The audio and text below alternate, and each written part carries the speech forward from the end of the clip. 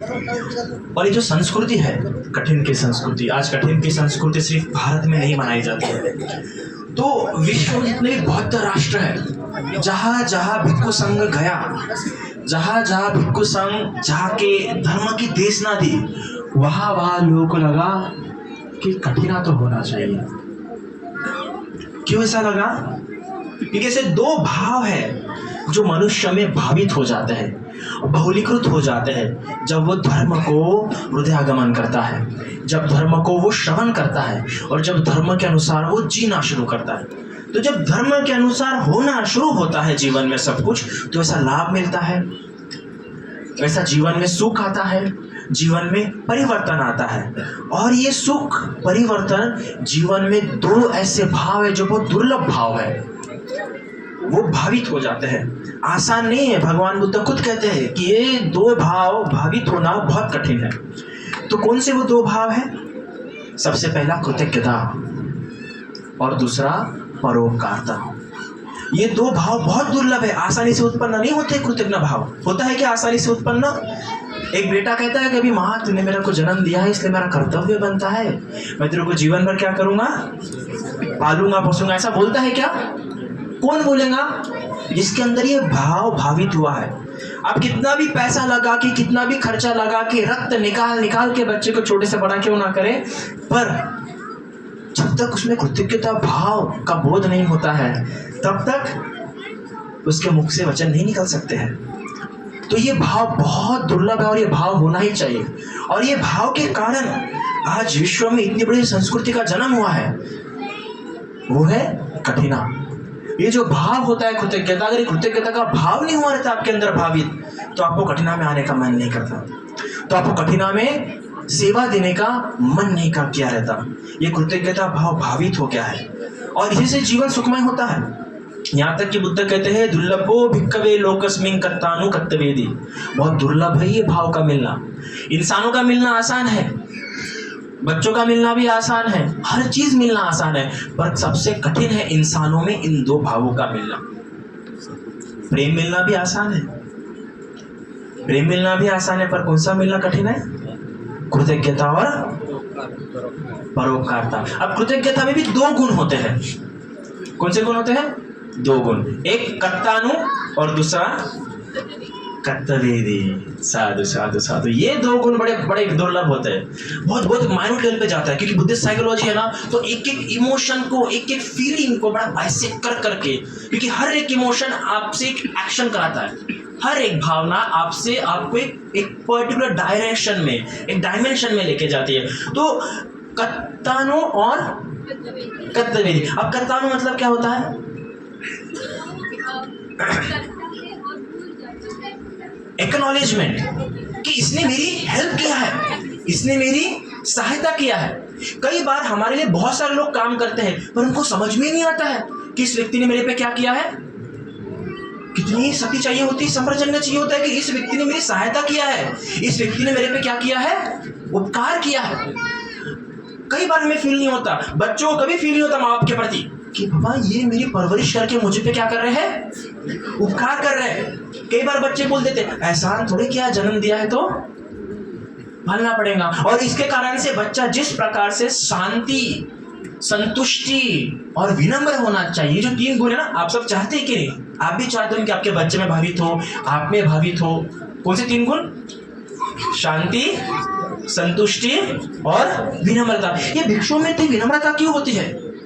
क्योंकि ये जानते हैं कि बड़ा दुर्लभ है, हम पे एहसान हो रहा है कि वे भिक्षुओं के दर्शन हो रहे हैं। हम लोग क्यों इतना आपस में इतना विनम्र रहते हैं, क्यों एक दूसरे को वंदन करते, झुक के वंदन करते? क्योंकि हमें पता है कि इनका होना हमारे लिए उपकार है, इनका मिलना हमारे लिए में रहता है, तो उनके द्वारा वो क्या होते हैं, कृत्य होते हैं। यही भाव 3 महीने आपने धर्म सुन के भावित किया है कि धर्म सुनने मिला हमें, हमारे कानों तक हमें क्या दे रहा है? कुछ और भी कार्य कर सकते हैं, उनके पास कई सारे कार्य हैं, कुछ और कार्य कर सकता है। धर्म देश इतना आसान नहीं। आपको लगता है कि माइक हाथ में आकर बोलना शुरू करो, नहीं, बड़ा विचार करना पड़ता है कि कौन से टॉपिक पे बोले आज। सिखाए कैसे शब्दों से शब्द जोड़ते हुए लोगों में धर्म हृदयगत करें। बोलने की धर्मादेश दीजिए बनते जी, हम बोले नहीं नहीं नहीं नहीं, भगवान का धर्म है, गौरवनीय धर्म है, सरल बात नहीं है, गंभीरता होनी चाहिए इसमें। आपको तो रोज बनते जी क्या दे रहे थे, धर्मादेश दे रहे थे। हम तो भी कभी कभार एस्केप करते, नहीं नहीं संदेश आज नहीं, आज टॉपिक नहीं है। तो आसान नहीं है कि हाँ, धर्म की गंभीरता और सूक्ष्मता समझाने के लिए बड़ा बोझ लगता है, बहुत कठिनता होती है। तो इसलिए आपने कृतज्ञ होना चाहिए कि अरे आज इतना सुंदर विषय सुनने के लिए मिला, ये मेरे पे उपकार है, ये मेरे पे क्या है, उपकार है। और जब ये भाव भावित होता है तो संतुष्टि क्या होता है, भावित होता है अपने आप। लोग संतुष्टि प्राप्त करना चाहते हैं, पर संतुष्टि आप जो मिलता है और तब तक नहीं मिलेगा जब तक बीज ना हो। और बीज क्या है, कृतज्ञता। कि कोई छोटी सी भी किसने प्यार से भाव, अरे मेरे को देख के मुस्काया, गलत मत समझना है ना, कि बंदी देख के हम कितना मुस्काते हैं, भंजे हमारे लिए कितनी प्यारी प्यारी बातें करते हैं, ताकि हमें भी, हमारा मन भी क्या रहे, सुखद रहे, संतुष्टित में। इतने तपती धूप में भी बंदी जी बराबर कोशिश कर रहे कि अपने मीठे मीठे शुगर कोटेड वर्ड्स है ना, हृदय को शीतलता मिल सके। तो कृतज्ञता, इस कृतज्ञता के कारण ये कठिन उत्सव ने क्या लिया है, जन्म लिया। तो एक्नॉलेजमेंट कि वो समझता है कि मेरे भी उपकार हुआ है। इसलिए आप जब भी कुछ भी जानो, उसे समझो ये मेरे पे उपकार है। फिर दूसरा है कर्तव्यवेदी। कर्तव्यवेदी मतलब क्या, एक्सप्रेस करना। क्या करना, लोग जानते एक्सप्रेसिव ना होने का से क्या, ओवर थिंकिंग करते हैं। फिर किसी को ओवर थिंकिंग से क्या होता है, माइग्रेन होता है। नहीं होता है क्या बंटी जी, नहीं होता है, ओवर थिंकिंग से तो माइग्रेन होता है। तो करता है, हाथ जोड़ के एक्सप्रेस करता है। फूल अर्पण क्या करता है, एक्सप्रेस। जैसे कि अभी हम लोग आए तो कुछ लोग फूल ला रहे, कह रहे बंटी जी आप आ गए, तो क्या करें, एक्सप्रेसिव। तो उसे एक्सप्रेस भी करना पड़ता है। आप सिर्फ ऐसा नहीं, मेरे को तो ऐसा नहीं याद है, ऐसा कि नहीं बता रहे कि नहीं, अरे बड़ा सौभाग्य आपका। तो ये कत्तानु और कर्तव्य पे आप अपनी कृतज्ञता को याद रखते हुए प्रकट कर रहे हैं। आप जो धूप में बैठे थे, धूप में बैठने का लक्षण क्या है, गर्मी में बैठने का लक्षण क्या है, क्योंकि कर्तव्य है, बनते हैं परिश्रम लिए, हमारे लिए धर्म सुनाना परिश्रम है। एक शारीरिक काम में जितना परिश्रम नहीं होता है, वो ज्यादा परिश्रम मानसिक काम में होता है। छोटी बात नहीं होती है विषय को विषय जोड़ के बताना। और धम्मसेन जी का तो आप जानते हैं, 3 महीने सुने हैं, कितना गूढ़ कितना गंभीर होता है। सुंदर मोतियों की माला बनती है, ऐसे हमारे भाई धम्मसेन जी क्या देते हैं, देशना है ना।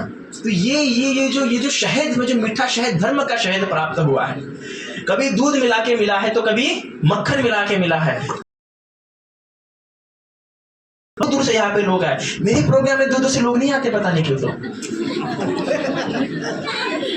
तो शायद से वो कृतज्ञता और कर्तव्यवेदी भाव में भावित करने का, क्योंकि भावित किया जाता है, ये अपने आप थोड़ी आता है। अपने आप आता है क्या, एक माँ कितना भी लाड़ दे बच्चे को, बच्चा बोलता है क्या,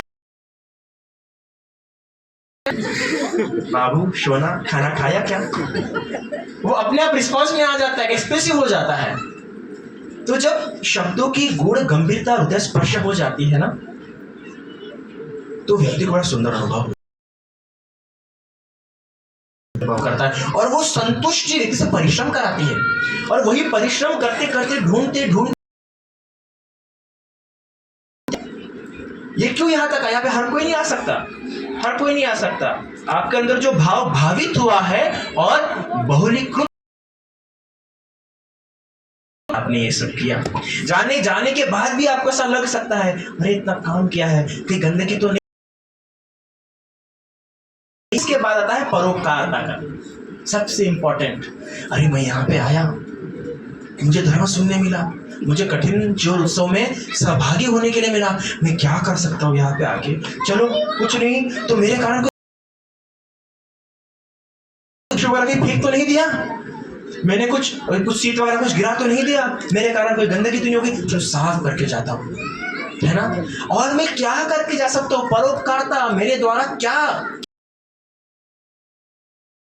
खाली हाथ जाऊंगा क्या, कुछ ना कुछ तो करके जाना होगा। और इसलिए इस परोपकारता के भाव से व्यक्ति में मुदिता, और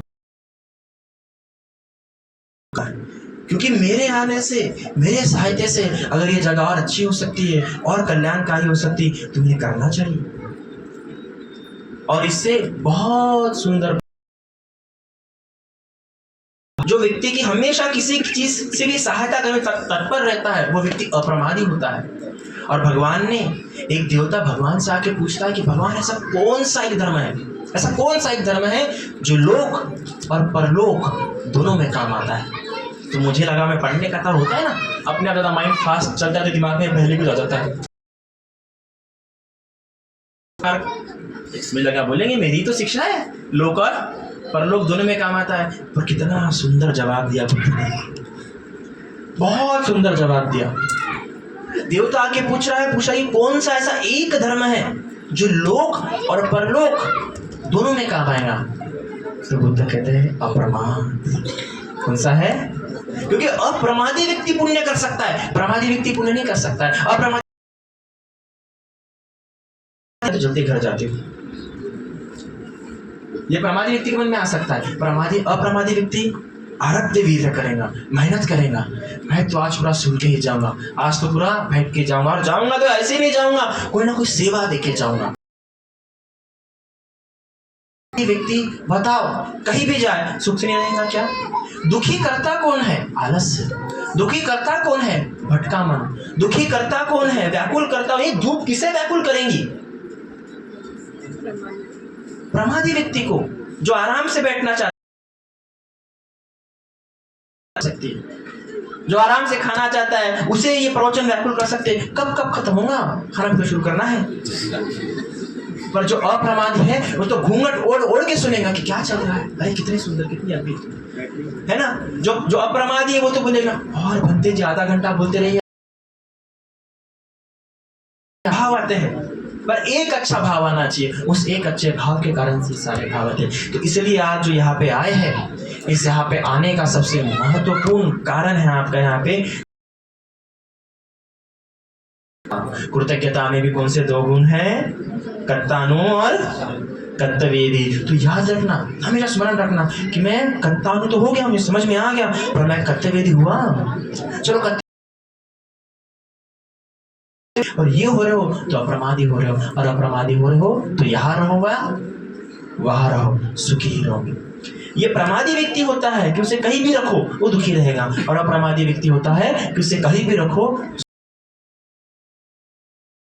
समाधि की ओर जाने का ये लक्षण है। ये सीढ़ियां है, ये भाव है। और आज यहाँ पे आके आपने अपने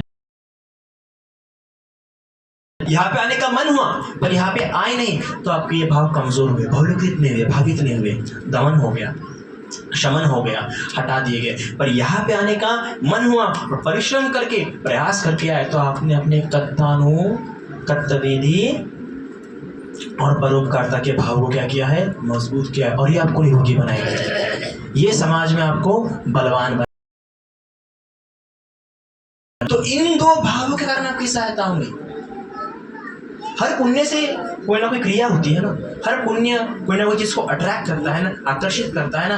तो आप कहते हैं ना कि समाज में अच्छे व्यक्ति नहीं मिलते, उन व्यक्ति को नहीं मिलते जो व्यक्ति कर्तानु, कर्तव्यवेदी और परोपकारी नहीं होते। पर जिनमें ये तीन बातें होते हैं, उनको आसानी से जहां पैर मिले वहां के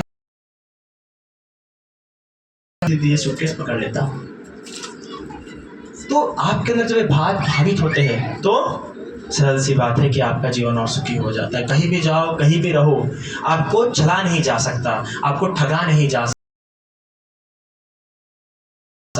कोई आपको छलने की भी कोशिश करेंगे तो आपको व्याकुल नहीं कर पाएगा, आप उसके जीवन से जल्दी उभर के जाओगे। पर जो कर्तानु और कर्तव्यवेदी नहीं होता है, परोपकारी नहीं होता है, वो दिन भर जिंदगी भर इस प्रकार से विलाप करते रहता है।